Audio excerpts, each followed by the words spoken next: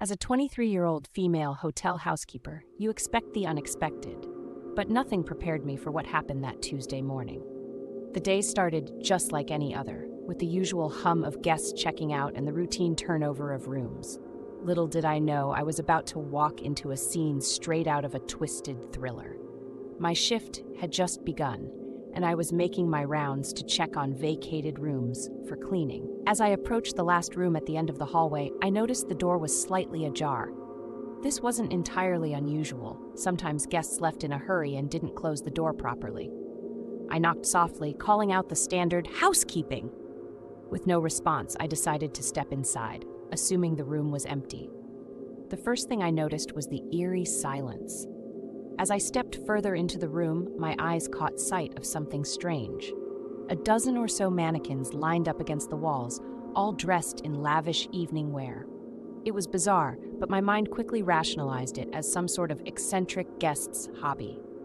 My confusion only deepened when I saw a figure lying in the bed, motionless.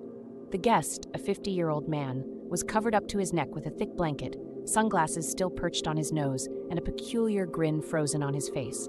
I called out again, louder this time, "Sir, are you okay?" Still no response. Hesitant but concerned, I moved closer, reaching out to gently shake his shoulder. That's when I saw it. A small, intricately carved wooden box sitting on the bedside table, with a lock but no key in sight. My heart started to race, and I felt a creeping dread as I noticed a faint smell, metallic and sharp, wafting through the room. Suddenly, the silence was shattered by a loud crash from the bathroom. The door flew open, and out stumbled a 30-year-old woman, disheveled and frantic, clutching a pair of scissors. Her eyes were wild, darting between me and the figure in the bed. She screamed something incoherent, and without thinking, I backed away toward the door, my hands raised in a gesture of peace. But my retreat was halted as another figure, a 40-year-old man, emerged from behind the curtain, holding what looked like a theatrical prop, a sword, dripping with what could only be fake blood. Or so I hoped. In that moment, everything felt surreal, like I was caught in a macabre play. The woman lunged towards me, scissors raised, but tripped over one of the mannequins.